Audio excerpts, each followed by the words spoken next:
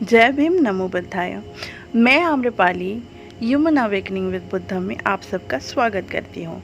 दोस्तों, आज का हमारा विषय है पूर्णिमा मतलब फुल मून डे। पूर्णिमा का महत्व बुद्धिज़्म में क्यों है, किस लिए पूर्णिमा मनाई जाती है, बुद्ध पूर्णिमा का क्या महत्व है, इस बारे में आज हम सीखेंगे। तो चलिए शुरू करते हैं।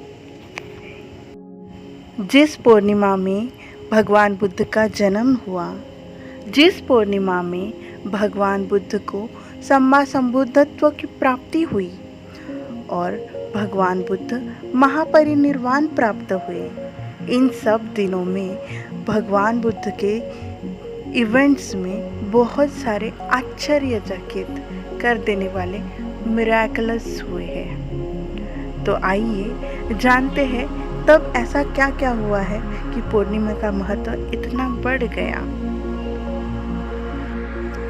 जिन भी घटनाएं मैं आपको बताऊंगी, उस घटना का वर्णन सभी ग्रंथों में मिलता है। मतलब त्रिपिटक में इसका वर्णन डिटेल में विस्तार से बताया हुआ है। तो चलिए जानते हैं। भगवान बुद्ध का जन्म, उसके बाद उनका सम्यक संबंध बनने का पड़ाव, उसके बाद महापरिनिर्वाण, ये सारी चीज़ें हमें जानने के लिए जातक कथाओं को भी समझना ज़रूरी है। तो जातक यह खुदक निकाय में का 10वां ग्रंथ है। जातक का अर्थ है जन्म संबंधी कथाएं। जातक 552 कहानियाँ इसमें आती है। जातक कथाओं का निदान भी कहा जाता है। जातक कथाएं 3 भागों में बांटी गई है: दूरे निदान, अविदूरे निदान और संतिके निदान। दूरे निदान में सुमेध बोधिसत्व की पूरी कहानी बताई गई है। अविदूरे निदान में सिद्धार्थ की पूरी लाइफ बताई गई है जब तक वो बुद्ध बनते हैं। और संति के निधान में भगवान बुद्ध की सारी लाइफ और उनकी टीचिंग्स बताई गई है। तो आइए इस सीक्वेंस को एक दूसरे से जोड़ते हैं। सुमेध पंडित का जन्म अमरावती शहर में ब्राह्मण के सबसे बड़े धनवान घर में होता है। 16 साल तक एक अच्छा अथक प्रयास करके शिक्षा लेके वह निपुण होते हैं। उसी समय उनके माता पिता की अचानक मृत्यु हो जाती है।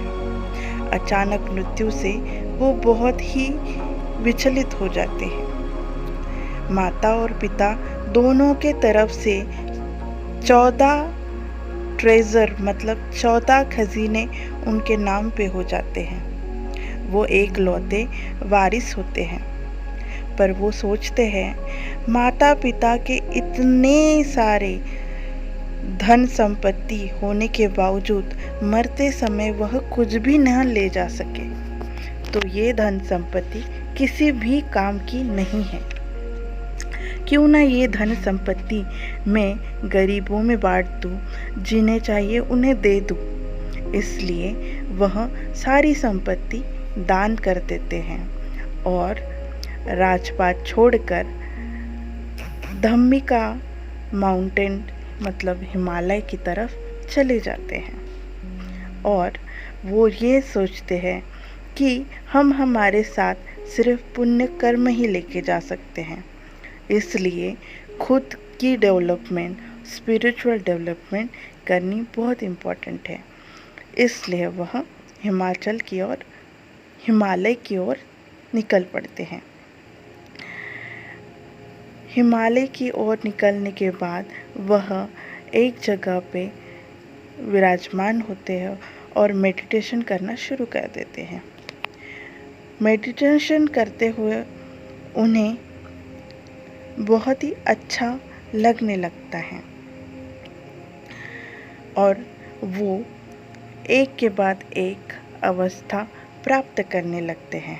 तभी शक्रदेव को अनुभूति होती है कि उनका जो सिंहासन है वो तपने लगा है।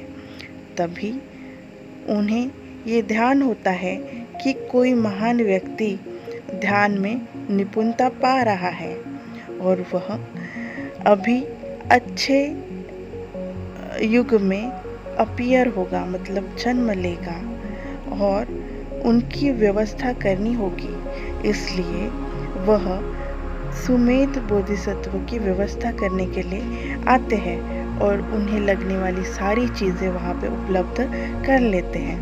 लेकिन सुमेध बोधिसत्व कहते हैं, जब मैंने सारी चीज़ें त्याग कर दी हैं, मैंने धन संपत्ति का त्याग कर दिया है, सब कुछ त्याग कर दिया है, तो अभी इस सभी लग्जरी का मेरा कोई उपयोग नहीं है, इसलिए मैं गुफा में जंगल में जाऊँ।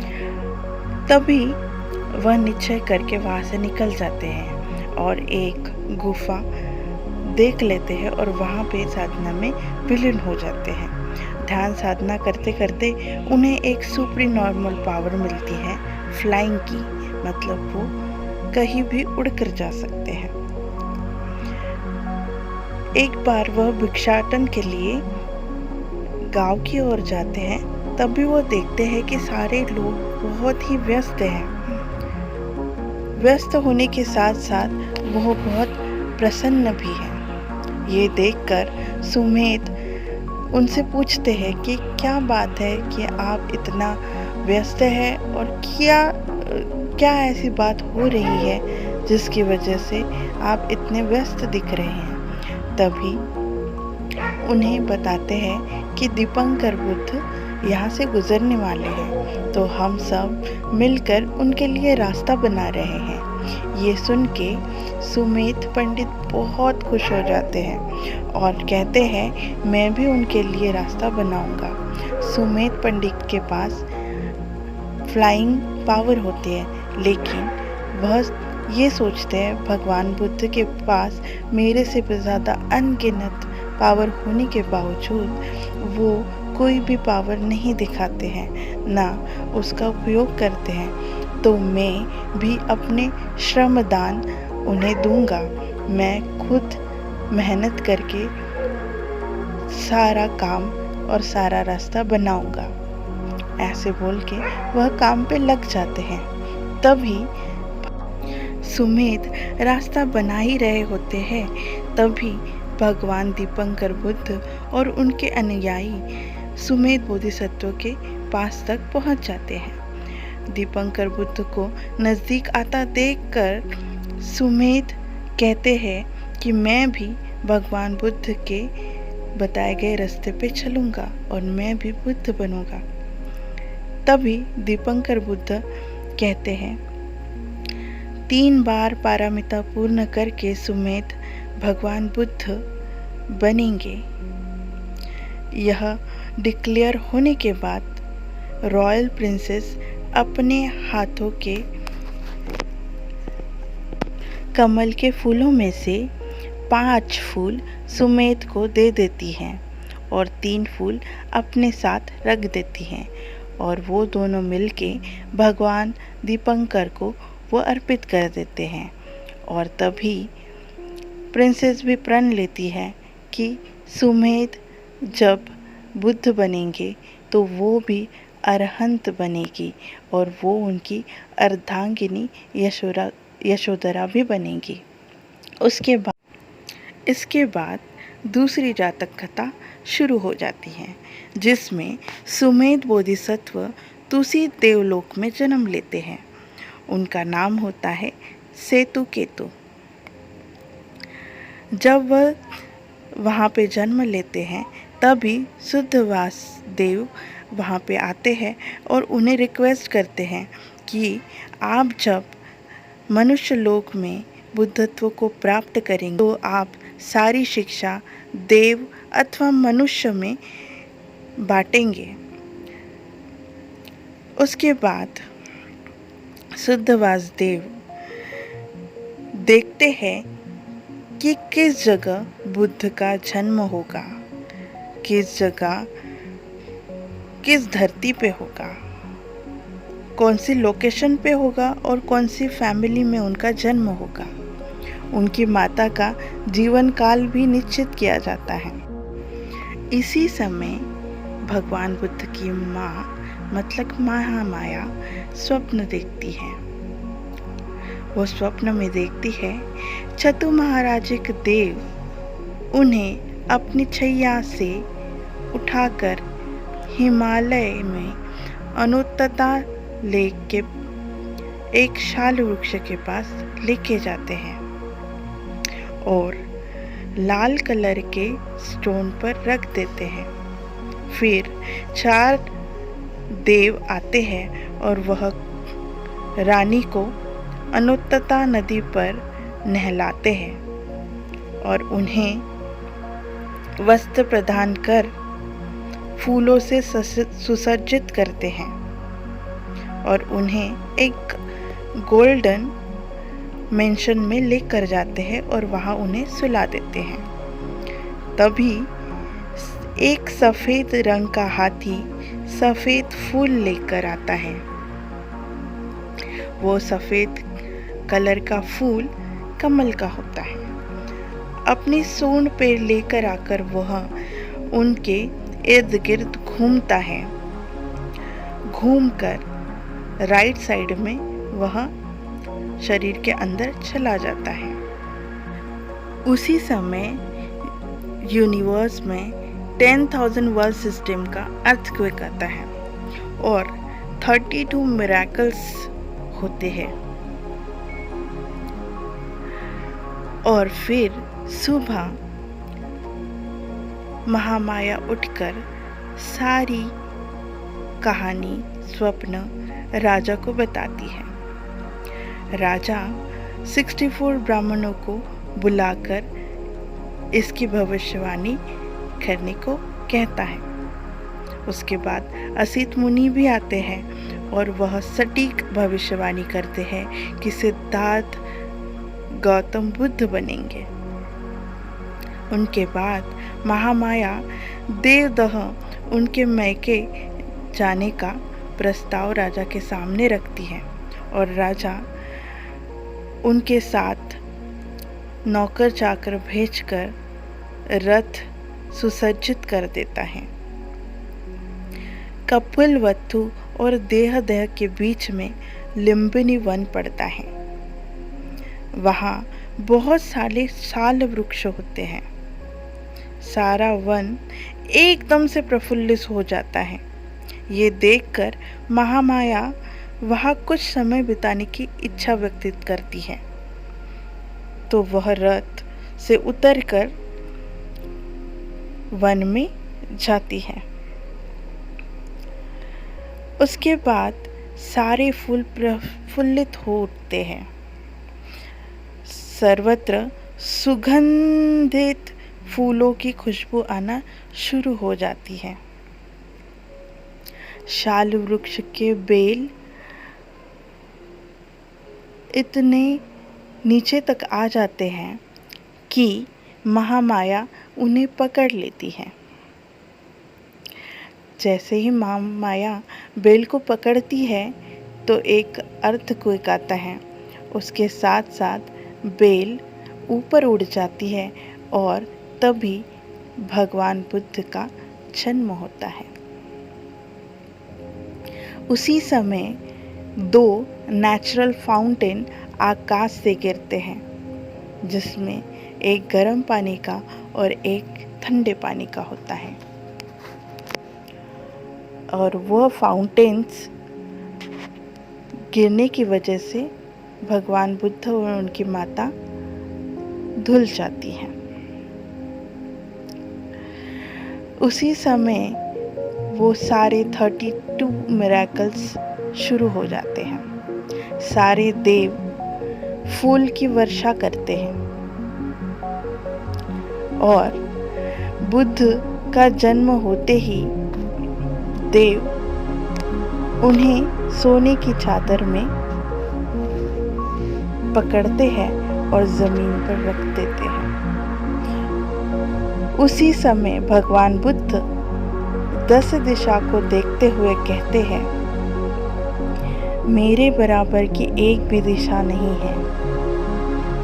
और वह नॉर्थ की तरफ 7 कदम लेते हुए चलते हैं और वहाँ कमल के फूल प्रफुल्लित हो जाते हैं और वह कहते हैं, अग्गो हमिम लोकस्य, I am the supreme one among all the living beings in triple sphere of existence. Jetho hamasmi lokasya, I am the most supreme one among all the living beings in the triple sphere of existence. Setho hamasmi lokasya, I am the greatest among the all living beings in the triple sphere of existence. I am Antima Jati. This is my last birth. Natti Dani Puna Bhavo. There is no more rebirth for me. मतलब इससे पता चलता है कि वह fully developed होके जन्म लेते हैं, मतलब उनकी 30 पारमिता पूर्ण हो चुकी होती है। इसी समय और भी लोगों का जन्म होता है। इस समय यशोधरा का भी जन्म होता है, जो आगे चल के सिद्धार्थ की पत्नी होती है। इसी समय आनंद का भी जन्म होता है, जो बुद्ध के कजिन हैं। शुद्धोधन के भाई अमितोदान के पुत्र थे। उसके बाद कालुदाई जो मिनिस्टर थे, जो बचपन में उनके साथ खेलते थे। छन्न जो उनके अटेंडेंट थे। कंतक घोड़ा और महाबोधि वृक्ष और 4 ट्रेजरी, गोल्ड ट्रेजरी की भी उत्पत्ति होती है। ये सारी चीज़ें उसी दिन होती है जिस दिन भगवान बुद्ध का जन्म होता है, जिस दिन बुद्ध पूर्णिमा होती है। इसलिए बुद्ध पूर्णिमा बहुत ही इम्पोर्टेंट है। ये सारे मिरेकल्स इस पूर्णिमा के दिन हुए थे। अभी आता है भगवान बुद्ध का दूसरा पड़ाव, जिसमें वो सम्मा संबुद्ध बनते हैं।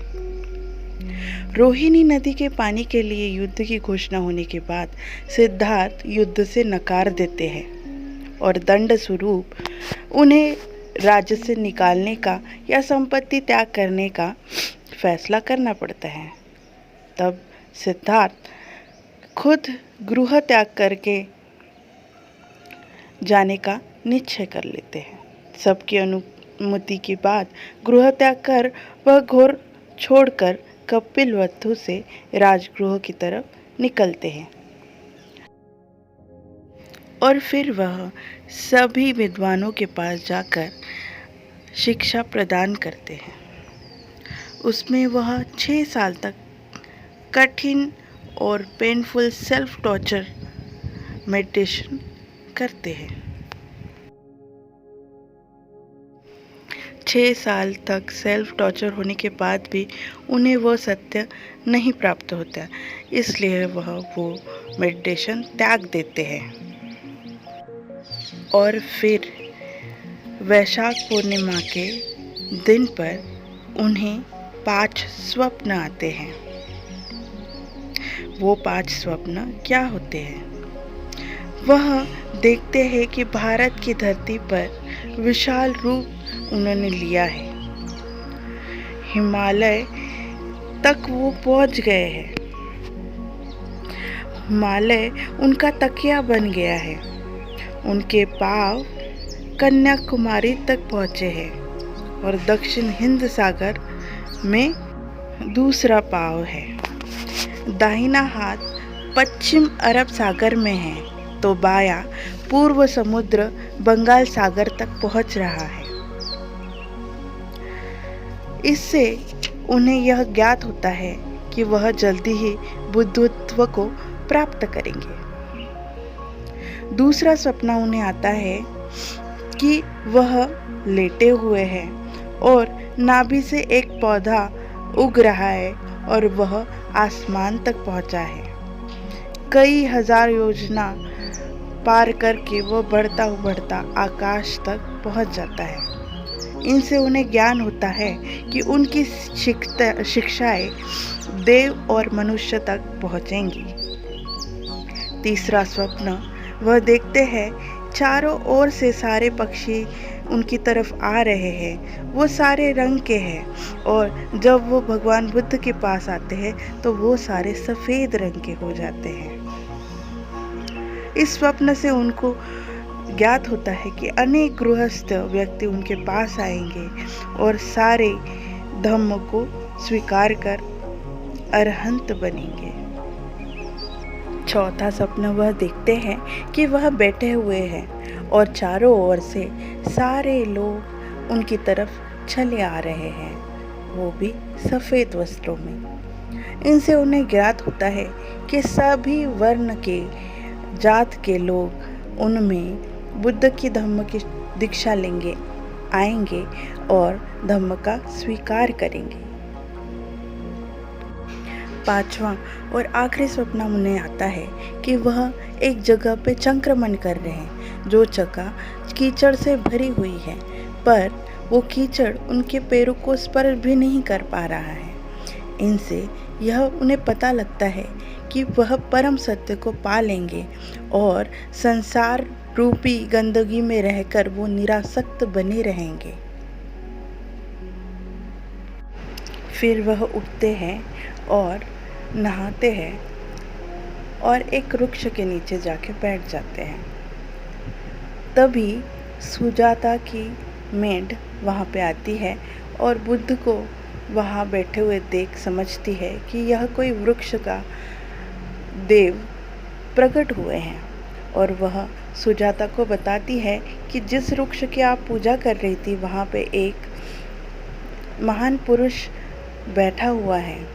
तब सुजाता सोचती हो क्यों ना मैं उन्हें भोजन देके, खीर दान देके अपना कृतज्ञता व्यक्त करूं। फिर सुजाता घान पयास बनाती है, जिसे खीर कहते हैं। गायों के दूध से तथा के दानों से बना हुआ घान प्रसाद वह भगवान बुद्ध को देती है और ग्रहण करने का आग्रह करती है। भगवान बुद्ध भी उसे स्वीकार कर वह ग्रहण कर लेते हैं। खीर खाने के बाद भगवान बुद्ध ध्यान साधना में लग जाते हैं और आनापान साधना करना शुरू कर देते हैं। आनापान साधना करते हुए उन्हें जान और अभिन्ना की साक्षात्कार होता है।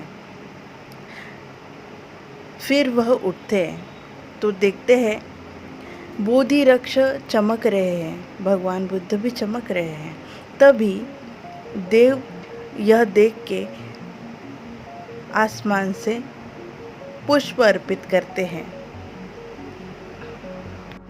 फिर एक ब्राह्मण सत्य नाम का भगवान बुद्ध के पास आता है और उनकी तेज देखकर उन्हें 8 गठियों वाला घास दान करता है ताकि वह आराम से ध्यान साधना कर सके। फिर भगवान बुद्ध ध्यान के लिए उचित दिशा देखने लगते हैं और वह इसकी तरफ जाकर बोधि वृक्ष के नीचे जाके घास डालकर ध्यान में बैठ जाते हैं और संकल्प लेते हैं और कहते हैं जब तक मेरा शरीर, त्वचा, मांस, हड्डियाँ, खून सूख नहीं जाता तब तक मैं इस ध्यान साधना से उठूंगा नहीं। जब तक मुझे बुद्धत्व की प्राप्ति नहीं होती है तब तक मैं ध्यान करता रहूँगा। भगवान बुद्ध को ध्यान में देखकर मार विचलित हो जाता है और भगवान बुद्ध को ध्यान से हटाने का अथक प्रयास करता है, पर उसमें वह सफल नहीं होता। इसलिए वह सारी सेनाओं को एकत्रित करता है और युद्ध की घोषणा कर खूंखार एलिमेंटल फोर्सेस को बुलाता है। 9 प्रकार के एलिमेंटल फोर्सेस की लड़ाई शुरू हो जाती है। पहले वह भगवान बुद्ध की तरफ एक साइक्लोन भेजता है, स्ट्रोम भेजता है, जिससे सारा जंगल, पेड़ पौधे, यहाँ तक पर्वत भी उखड़ जाते हैं। लेकिन बोधिसत्व के चिवर को भी वह हिला नहीं पाता, जिसे वातमंडल कहते हैं। फिर वह महावस्सा करता है, जिसमें बहुत सारी वर्षा होती है और टोरेंट आता है। सभी जगह पे पानी ही पानी नजर आता है, पर बोधिसत्व के चिवर तो भी वह भिगा नहीं पाता, क्योंकि भगवान बुद्ध की पारमिता इतनी स्ट्रांग होती है कि मार उसका कुछ भी नहीं बिगाड़ पाता। फिर मार पाषाण की वर्षा करता है। पाषाण मतलब स्टोन्स, बड़े बड़े पत्थर ज़मीन पर गिरने लगते हैं और वह सब जगह पे गिरना शुरू हो जाते हैं। पर वह पत्थर जैसे ही भगवान बुद्ध की तरफ आते हैं, वह पुष्प में रूपांतरित हो जाते हैं। फिर मार पहाड़ वसम करता है, मतलब वेपन्स की बारिश करता है, जिसमें सारे प्रकार की तलवारें, चाकू, भाले होते हैं और वह भगवान की ओर फेंकता है। पर वो सारे वेपन्स जैस्मिन फ्लावर में रूपांतरित हो जाते हैं और भगवान के ऊपर गिर जाते हैं। फिर मार अंगार वसम करता है, जिसमें अग्नि की वर्षा होना शुरू हो जाती है। जहाँ वहाँ आग ही आग नजर आती है, पर वह आग सुंदर फूलों में रूपांतरित हो जाती है। इसके बाद मार ककल वसम करता है, जिसमें तेजाब की वर्षा होती है और शरीर पे गिरते ही वह गलने लगता है। पर जैसे ही वह भगवान बुद्ध के ऊपर गिरते, वह चंदन पाउडर में रूपांतरित हो जाते थे। इसके बाद मार बालू का वसम करता है, मतलब बालू की वर्षा करता है, जिसमें आँख में जाके वह इतनी तेज जलन करती है कि बहुत। पर वह बालू जैसे ही भगवान बुद्ध की तरफ जाती है, वह सुगंधित द्रव्य में रूपांतरित हो जाती है। फिर मार कलल वसम करता है, जिसमें अग्नि की ज्वालाएं फेंकना शुरू कर देता है, पर वह अग्नि की ज्वालाएं परफ्यूम में रूपांतरित हो जाती है और सभी जगह पे एक सुगंध फैल जाता है। और फिर आखिरकार वह गिरमेघ हाथी पे चढ़ के विल वेपन को फेंकता है और सबसे खतरनाक वेपन को फेंकने के बावजूद वह वेपन फ्लावर गार्डन में रूपांतरित हो जाता है। तो इस प्रकार मार की हार हो जाती है। और फिर मार भगवान बुद्ध से पूछते हैं, ये अनंत सेना मेरा विटनेस है, तुम्हारा विटनेस कौन है? तभी भगवान बुद्ध कहते हैं कि अनंत काल में जिस धरती पे मैंने जन्म लिया है, वो धरती मेरा विटनेस है। और वह धरती को छूकर मार को बताते हैं कि यही मेरा विटनेस है। तभी धरती से डिवाइन बीइंग प्रकट होती है और कहती है अनंत काल तक जिस धरती पे भगवान बुद्ध ने जन्म लिया है मैं उनका विटनेस हूँ। और इस प्रकार पूरी तरीके से मार की हार हो जाती है। सिद्धार्थ जब गौतम बुद्ध बनते हैं तो उन्हें कौन सी विद्याएं मिलती हैं, आइए हम पढ़ते हैं। तो उन्हें 3 विद्याएं मिलती हैं। पहले है पुब्बे निवासानुसति, दूसरी दिव्य चक्षु और तीसरी आसवख्येय नानो। पुब्बे निवासानुसति के 2 प्रकार हैं, एक है नान और दूसरा है अभिन्नान। नान मतलब सुपरनॉर्मल डायरेक्ट नॉलेज और अभिन्नान मतलब पावर। यह सुप्रीम नॉलेज उन्हें रात को 6 बजे से रात के 10 बजे तक प्राप्त हुआ।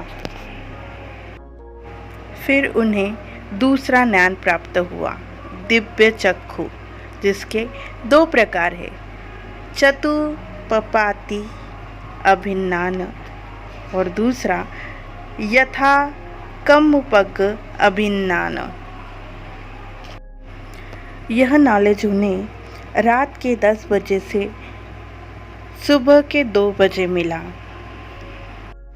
चतुपपाति अभिन्नान में भगवान बुद्ध देखते हैं कि किस प्रकार बीइंग्स मतलब सभी प्राणी जन्म लेते हैं और फिर मृत्यु को पाते हैं और मृत्यु पाने के बाद वह पैसे फिर से पुनर्जन्म लेते हैं।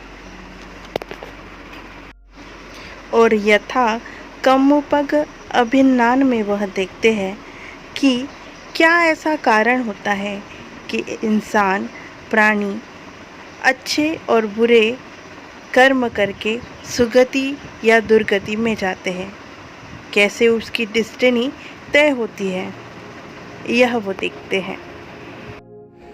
फिर भगवान बुद्ध को आसवख्य ज्ञान होता है, जिसमें वह विपश्यना भावना और पतिच्छ समुत्पाद को देखते हैं। इसमें वो इनसाइड मेडिटेशन करके डिटेल में सारे लॉज जानते हैं, लॉ ऑफ डिपेंडर ओरिजिनेशन को समझते हैं और वह बैकवर्ड और फॉरवर्ड में वह सारी डेवलपमेंट क्विकली देखते हैं। और इसके साथ साथ ही वह वरिष्ठ चांस के स्टेप्स सारे देखते हैं, जैसे कि सोतापन्न, सकृतागामी, अनागामी और फिर वह बनते हैं अरहंत। यह सारा नॉलेज उन्हें 2 से 6 के बीच में पता लगता है। रात के 2 बजे से सुबह के 6 बजे उन्हें ये सब ज्ञान होता है। सुबह के 2 और 3 के बीच में भगवान बुद्ध को फर्स्ट स्टेज प्राप्त होती है, supramundane path and fruition inside of Sotapatti magga फलनान। फिर भगवान बुद्ध को 3 से 4 के बीच में दूसरी अवस्था प्राप्त होती है, supramundane path and fruition inside of Sakadagami magga फलनान। 4 से 5 के बीच में भगवान बुद्ध को 3rd स्टेज की प्राप्ति होती है, supramundane path and fruition inside Anagami magga and फलनान। फिर भगवान बुद्ध को 5 से 6 के बीच में 4था और आखिरी स्टेज मतलब पाथ समझ आता है, supramundane path of fruition inside of Arahant magga and फलनान। इस प्रकार भगवान बुद्ध सम्मा संबुद्ध बनते हैं। सेल्फ बिकम मतलब स्वयंभू, सेवियर मतलब भगवान। और इस प्रकार वैशाख पूर्णिमा के दिन भगवान बुद्धत्व की प्राप्ति होती है और यूनिवर्स में 10,000 वर्ल्ड सिस्टम का एक अर्थक्वेक आता है और 32 मिरेकल्स स्टार्ट होते हैं। 10 साहसी लोक धातु उत्पन्न हो और फिर भगवान बुद्ध कहते हैं, अनेक जाति संसारा संधा विसंग अनिपिसंग गहकारं गह संतो दुखा जाति पुनः पुनः गहकारक दिठोसी पुनः गेहा न काहसी सब बातें फासुका भग गह कुटंग विसंखारगतं चित्तं तन्नाहं खयं मज्जगा।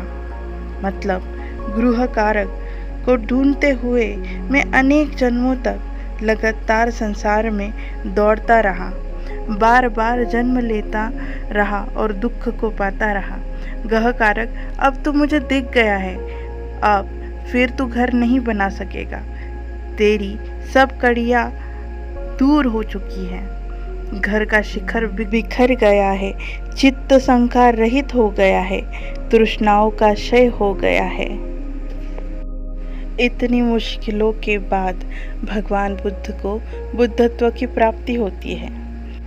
बुद्धत्व की प्राप्ति होते ही ब्रह्मा समापति भगवान बुद्ध को रिक्वेस्ट करने आते हैं ताकि ये धम्म वह देवलोक और मनुष्य लोक दोनों में बांट सके। और ब्रह्मा समापति रिक्वेस्ट करते हैं, तब भगवान बुद्ध कहते हैं, दुनिया में हर तरह के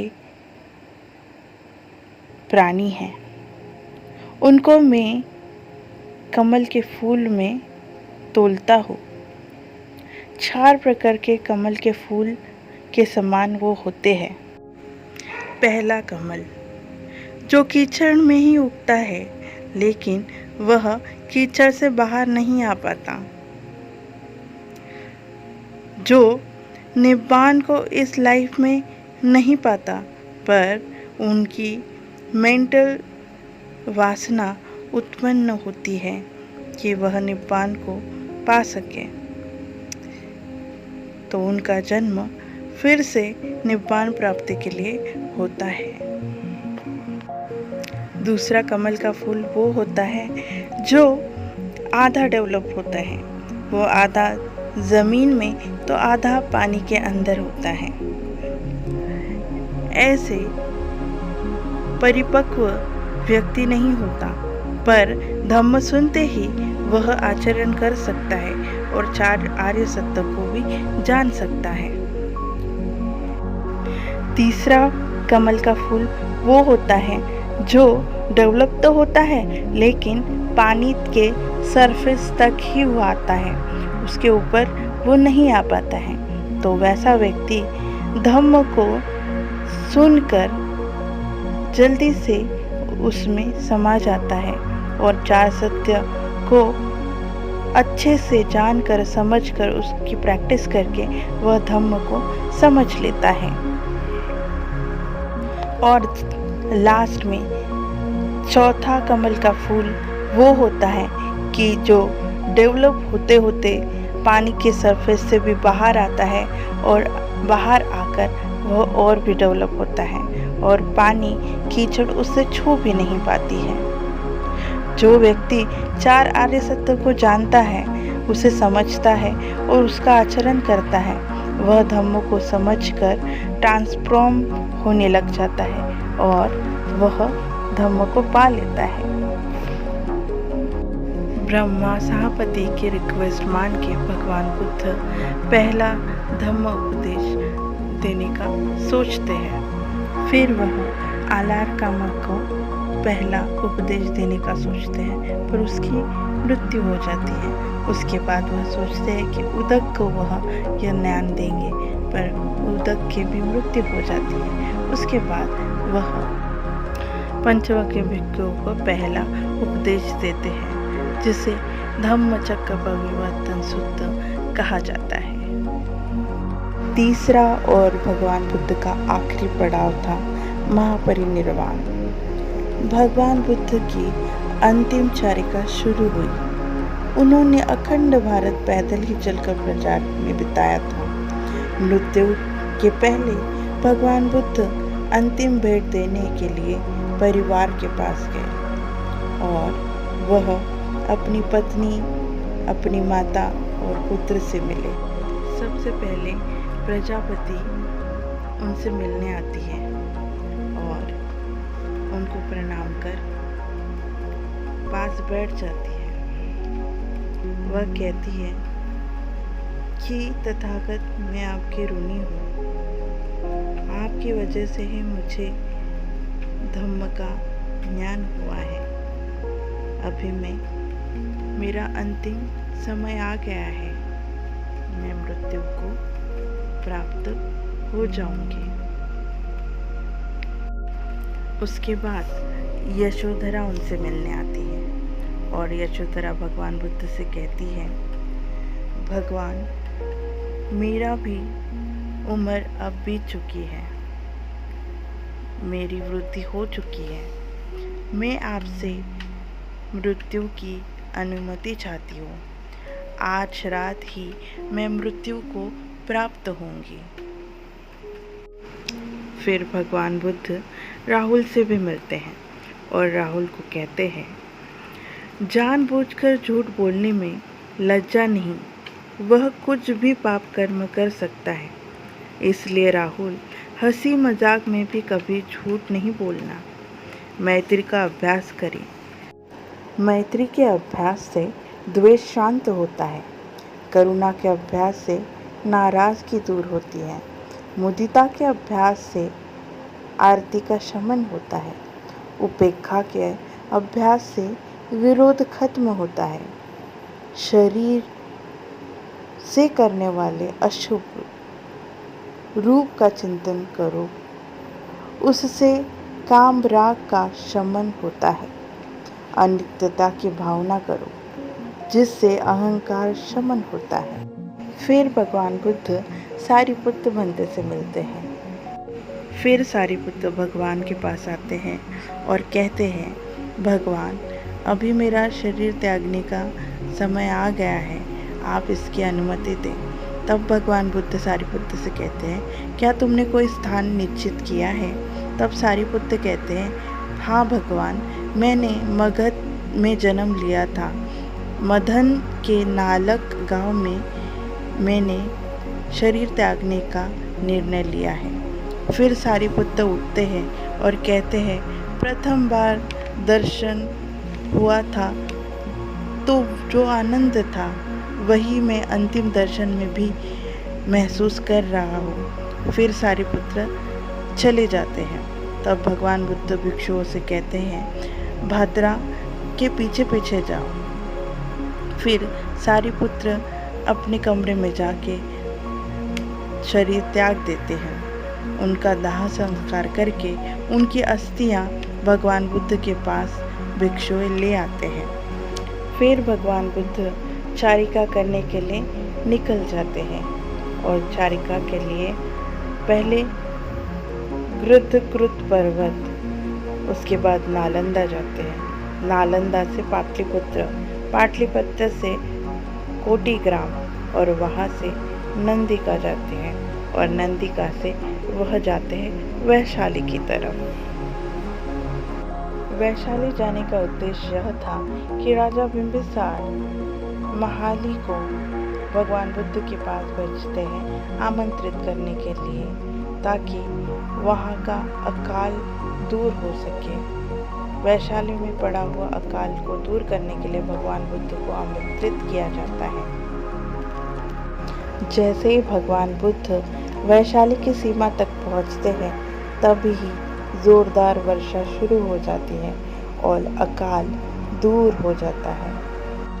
फिर भगवान बुद्ध वैशाली में ही वर्षावास शुरू करते हैं और वर्षावास समाप्ति के बाद वह वहाँ से निकल जाते हैं और वैशाली से निकलते हुए आनंद को कहते हैं, आनंद, मैं वैशाली के अंतिम दर्शन कर रहा हूँ अंतिम बार उनसे देख रहा हो। फिर वह वैशाली से बंडा ग्राम की तरफ जाते हैं, फिर भोगनगर, उसके बाद वह जाते हैं पावा। वहाँ चुंद नामक सोनार भगवान बुद्ध को भोजन का आमंत्रण देता है और चुंद खीर आदि स्वादिष्ट भोजन के साथ साथ सुखर मद्दव भी तैयार करता है। वह उनका अंतिम भोजन होता है। सुखर मद्दव खाकर तथागत बुद्ध बीमार पड़ जाते हैं। सुखर मद्द खाना ये भगवान बुद्ध के अलावा किसी भी खाना असंभव था। थोड़ा देर आराम करके वह कुशीनगर की ओर चलते हैं। चलते हुए भगवान बुद्ध थक जाते हैं और आनंद से कहते हैं कि यहीं पे संगाटी बिछा दो, मैं थोड़ा देर आराम करना चाहता हूँ। तभी आनंद अपनी संगाटी बिछाकर भगवान बुद्ध को सोने का निमंत्रण देते हैं। उसी समय पावा में निकटनाथ पुत्र का देहांत हो जाता है और जैन लोगों में फूट पड़ जाती है। वो एक दूसरे के साथ लड़ने लगते हैं, झगड़ने लगते हैं। तब चुंद आनंद से कहते हैं कि तथागत को ये बात बतानी चाहिए। वह कहता है कि निकटनाथ पुत्र का मृत्यु के प्रतीत होता है कि तथागत को कोई उत्तराधिकारी चुनना आवश्यक है। तब तथागत चुंद से कहते हैं, जरा सोचो कि एक शास्त्र उत्पन्न होता है, अरहंत सम्यक संबुद्ध बनता है और सद्धम्म की स्थापना करता है, जो सुव्याख्यात है, जो प्रभावशील है, प्रदर्शक है, शांति प्रेरक है। लेकिन यदि उनके श्रावक विनय में सम्यक रूप से प्रतिष्ठित नहीं होते और न शिष्टाचार को सुरक्षित कर पाते हैं, तो लोगों में श्रेष्ठ उनका शास्त्र जब मृत्यु को प्राप्त होता है तो श्रावक के लिए बड़े दुख की बात होती है और धम्म के लिए भी यह खतरा हो सकता है। लेकिन जब बुद्ध के धम्म में सब श्रावक विनय में सम्यक रूप से प्रतिष्ठित है, श्रेष्ठ जीवन को अवसर स्पष्ट है, वहाँ शास्त्र की कोई आवश्यकता नहीं है, तो फिर उत्तराधिकारी की कोई आवश्यकता क्यों? कोई भी आवश्यकता नहीं है। फिर आनंद को कहते हैं, विनय विवाद भिक्षुओं के पथ्यापथ्य के नियम अथवा विनय अधिक महत्व देने योग्य नहीं, लेकिन अगर धम्म को लेकर वाद विवाद उठ खड़ा हो तो चिंता की बात होती है। लेकिन धम्म विषय में किसी भी उत्तराधिकारी को या तानाशाह की ज़रूरत नहीं होती है। वह विवाद संघ को एकत्रित कर विवाद को निपटाना और समझौता द्वारा विचार विनिमय कर अंतिम निर्णय लेना चाहिए। फिर सुभद्रा भगवान बुद्ध को मिलने आए हैं। उनके मन में कुछ सवाल होते हैं। वह आनंद से अनुमति मांगते हैं तथा बुद्ध को मिलने की, पर आनंद मना कर देते हैं। तभी तथागत सुभद्रा को सुनते हैं और कहते हैं कि आनंद उसे आने दो। तब सुभद्रा प्रणाम कर भगवान बुद्ध से कहते हैं, भगवान बुद्ध, जितने भी श्रमण ब्राह्मण जैसे कि पूर्व कश्यप, मखली गोसाल, अजीत, केशकम्बली, पकुध, कंचायन, संजय, वेलट्ठीपुत्र और निगट्ठनाथ पुत्र, ये सब कहते हैं, हमने सत्य को जान लिया है, हमने सत्य को प्राप्त कर लिया है, पर हम नहीं समझ पाते कि उन्होंने सही में सत्य को पा लिया है या नहीं, और किसने वह सत्य प्राप्त किया है, किसने नहीं किया है। तथागत तब कहते हैं, सुभद्र, इस चिंता में मत पड़ो, मैं जो बता रहा हूँ ध्यान से सुनो। जिस धम्म विनय में आर्य अष्टांगिक मार्ग नहीं पाया जाता, उनमें कोई श्रमण नहीं होता है। जिस धम्म विषय में आर्य अष्टांगिक मार्ग रहेगा, वही श्रमण नजर आएंगे। धम्म विनय में 4 श्रेणियों के श्रमण होते हैं: श्रोतापन्न, सकृत्रागामी, अनागामी और अरहंत। इस धम्म विषय का जो भी पालन करता है वह अरहंत होता ही है, वह शून्य नहीं होता है। मेरी आयु अभी 29 वर्ष की थी तब से मैं कल्याण पथ की खोज में निकल पड़ा था। अब 50 वर्ष हो चुके हैं और अभी भी यह वैसा ही कायम है। तब सुभद्र कहते हैं, भगवान, आपने मुझे फेंके हुए को प्रतिष्ठित कर दे, अथवा ढके हुए को उघाड़ दे, अथवा भूले हुए को रास्ता दिखा दे, अंधेरे में प्रदीप जला दे, जिससे आगे वाला देख सके। इस प्रकार मुझे सत्य का ज्ञान हो गया है। मैं बुद्ध धम्म संघ की शरण जाता हूँ और प्रवृत्त होना चाहता हूँ। वह अंतिम श्रावक बना जो भगवान बुद्ध द्वारा प्रवचित हुआ। फिर भगवान बुद्ध आनंद से अंतिम बात करते हैं। वह कहते हैं, आनंद, तुम ऐसा मेरे जाने के बाद मत सोचना कि तुम्हारा शास्त्र नहीं रहा। विनय और अनुशासन ही तुम्हारा शास्त्र है। भिक्षु संघ एक दूसरे का सम्मान करे और सम्मान से संबोधन करे। बड़े छोटे में भेद नहीं करते, पर मेरे जाने के बाद वह खत्म करो। बड़े भिक्षु द्वारा छोटे भिक्षु को नाम लेकर अथवा आवाज कह पुकारे। सामने भिक्षु भंते या श्राद्धे या कहकर पुकारे। मेरे मरने के बाद छोटे मोटे नियम को छोड़ा भी जा सकता है। और आनंद छन्न को जानते ही हो, वह बहुत जिद्दी, दुष्ट और विनय अच्छे से नहीं मानता है। मेरे बाद उसे दंड दो, मतलब छन्न जहाँ भी जाए उनसे बात ना करो। भिक्षुओं द्वारा उसे शिक्षा प्राप्त ना हो, उसे अकेला छोड़ दो, हो सकता है वह सुधर जाए। फिर भगवान बुद्ध सारे भिक्षुओं से कहते हैं, बुद्ध धम्म और संघ के विषय में कोई भी उलझन हो, धम्म के मार्ग में विषय कोई शंका हो, तो अभी समय है, पूछ लो। बाद में यह सोच के न पछताना कि हमारे शास्त्र सम्मुख होते हुए भी हम कोई उसमें रुचि नहीं दिखा सके, कोई उत्तर नहीं जान सके। ऐसा 3 बार कहने के बाद भी कोई भिक्षु सवाल नहीं करता, मौन ही रहता है। फिर बुद्ध कहते हैं, आदर भाव में के कारण नहीं पूछना चाहते हो तो एक मित्र दूसरे मित्र से बात कर रहा है ऐसे समझकर मुझे पूछो।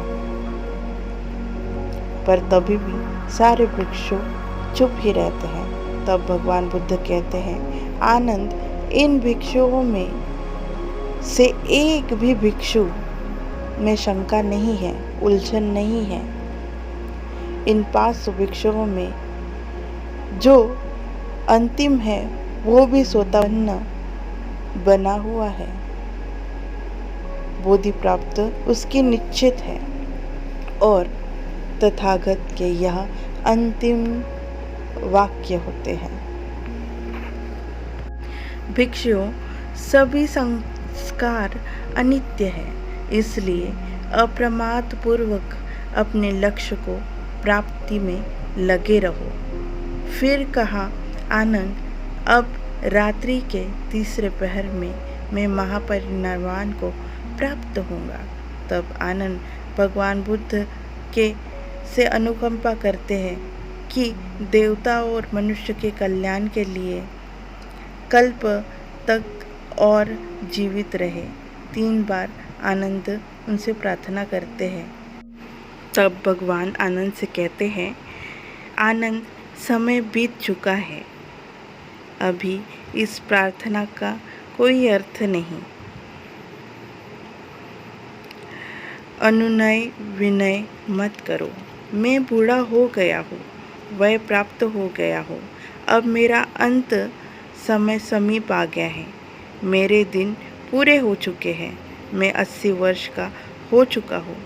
जिस प्रकार कोई पुराना जर्जर छकड़ा एक न एक दिन टूट जाता है, वैसे ही गति तथागत के शरीर की भी होंगी। यह सुनकर आनंद खड़े खड़े ही रोने लग जाते हैं और वहाँ से चले जाते हैं। तथागत बुद्ध आनंद को बुलवाते हैं और कहते हैं, रो मत। क्या मैंने अनेक बार पहले भी नहीं बताया है कि चीज़ों का स्वभाव है कि हम को अपने सभी प्रियजनों से पृथक होना ही पड़ता है, विदा लेना ही पड़ता है, उनसे नाता तोड़ना ही पड़ता है। तुम इतने दीर्घ काल तक मैत्रीपूर्ण आचरण करके करुणापूर्वक उत्तम व्यवहार के साथ मेरे बहुत समीप रहे हो। तुमने बहुत अच्छे काम किए हैं। अब अप्रमादी रहो। तुम भी विषयासक्त हो। अहंकार, मोह, अविद्या जैसे गंभीर विकारों से मुक्त हो जाओ। तब आनंद कहते हैं, भगवान, यहाँ इस छोटे से जगह पे महापरिनिर्वाण मत लीजिए, बड़े बड़े नगर में चलते हैं। तब भगवान बुद्ध कहते हैं, आनंद, ऐसा मत कहो। कुशीनारा किसी समय केशवटी नाम के महासुदर्शन राजा की राजधानी थी और आनंद को 2 चीज़ें करने बोलते हैं। कहते हैं, चुंद के मन में शंका है कि महापरिनिर्वाण उनके भोजन खाकर ही भगवान बुद्ध पाएंगे, तो जाकर उनकी शंका दूर करो। उन्हें बताओ कि 2 भोजन उत्तम भोजन होते हैं, उत्तम दान होते हैं। जब भगवान बुद्ध सम्मा संबुद्ध बनते हैं, जिस भोजन को खाकर भगवान बुद्ध सम्मा संबुद्ध होते हैं और जिस भोजन को खाकर भगवान बुद्ध का महापरिनिर्वाण होता है, वह महान दान कहलाता है। और दूसरा, कुशीनारा के मल्लों को सूचना करो कि उपवन पधारे तथागत रात्रि के तीसरे प्रहर में महापरिनिर्वाण को प्राप्त होंगे और घोषणा कर दो। यह सुनते ही कुछ भिक्षु रोने लग जाते हैं, आनंद भी रोने लग जाते हैं। इधर उधर गिरते पड़ते हुए वह रोने लगते हैं और कहते हैं, तथागत अत्यंत शीघ्र ही परिनिर्वाण को प्राप्त हो गए। प्रिय तथागत महापरिनिर्वाण को अत्यंत शीघ्र ही अस्तित्व से दूर हो गए हैं। यह भुवन प्रदीप बहुत ही जल्दी ही बुझ गया। उस दिन वैशाख पूर्णिमा की रात थी। 483 में तथागत बुद्ध का महापरिनिर्वाण हुआ। भगवान बुद्ध के महापरिनिर्वाण के बाद आनंद मल्लों को बोलते हैं कि महाराजाओं की तरह भगवान बुद्ध का देह में कपड़े में लपेटा जाए, फिर रुई ऊन से लपेटा जाए, फिर दूसरे नए कपड़े से लपेटा जाए। यह तब तक जारी रहेगा जब तक वह 500 बार लपेट नहीं लेते। तब वे शरीर को एक लोहे के तेल भरी कढ़ाई में रख देते हैं। उसके बाद उसे एक दूसरे लोहे के ढक्कन से ढक देते हैं और उनके सामग्रियों से चिता का निर्माण करते हैं। इस प्रकार बुद्ध का अंतिम संस्कार होगा और ऐसा ही किया गया। फिर सुगंधियों, फूलों तथा कुशिनारा के बाजे बजाने वालों को इकट्ठा किया गया। तथागत के शरीर के प्रति आदर सत्कार गौरव प्रदर्शित करते हुए नृत्यों द्वारा, गीतों द्वारा, बाजाओं द्वारा, फूल मालाओं द्वारा उनकी पूजा करते हुए 7 दिन तक ऐसा चलता रहा। फिर 7वें दिन तथागत बुद्ध के शरीर को मल्लों के शमशान भूमि में मुकुट बंधन पर ले गए। वहाँ उन्होंने महाकाश्यप द्वारा तथागत बुद्ध को अग्नि दी। इस प्रकार भगवान बुद्ध का देह संस्कार हुआ। यह भगवान बुद्ध के 3 पड़ाव थे। पुण्य का संचय करें और पुण्य का संचय करते हुए बुद्धत्व की प्राप्ति पे लग जाए और बुद्ध के रास्ते पे चले। धन्यवाद। जय भीम। नमो बुद्धाय।